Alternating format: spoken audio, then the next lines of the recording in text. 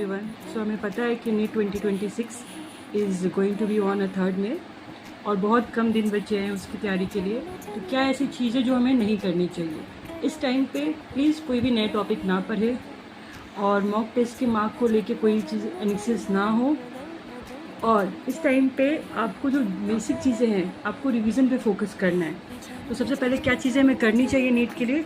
The 5 things that you must to do. The first thing is जो भी biology में होते हैं 1 वर्ड्स रिवीजन शॉर्ट आते हैं। हर एक कोचिंग का एक मॉड्यूल होता है जो आपको 1 वर्ड में आंसर्स दिए रहते हैं। तो आप मेक श्योर करें कि आप उसको 4 to 5 टाइम रिवाइज़ कर लीजिए, या जो भी आपने खुद के शॉर्ट नोट्स बनाए हैं आप उसको रिवाइज़ कर लीजिए। Second thing you have need to do is कि जो भी फार्मूला शीट्स होते हैं या जो भी आपने फार्मूला बनाया है या केमिस्ट्री में जो भी ऑर्गेनिक रिएक्शंस के बनाए हैं या जो भी आपने इंपॉर्टेंट रिएक्शंस लिखे हैं आप उसको रिवाइज़ कीजिए।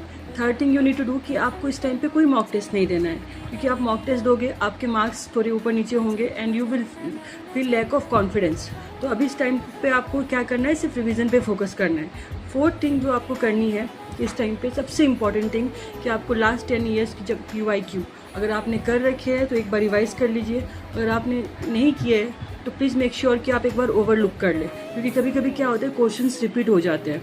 And the fifth thing and the most important thing जो कि सब लोग गलती करते हैं कि हम एग्ज़ाम में जब अपीयर होते हैं तो हम क्या कोशिश करते हैं कि हम पहले क्वेश्चन अटैम्प्ट करते हैं फिर लास्ट में बबल फिल करने की कोशिश करते हैं। वो चीज़ नहीं करनी है।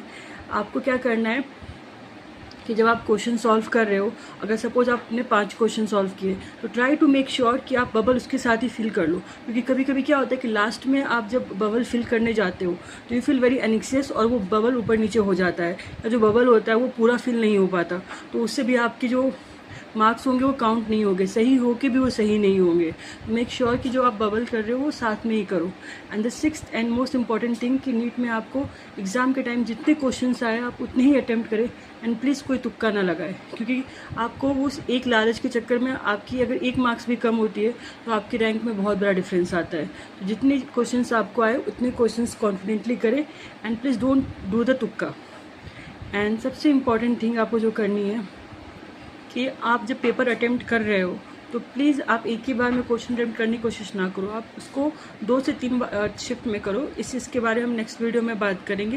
And make sure what ever I said please do consider it. अगर आप किसी को जानते हो जो नीट दे रहे हैं तो please forward this video to them. Thank you and all the very best for the exam.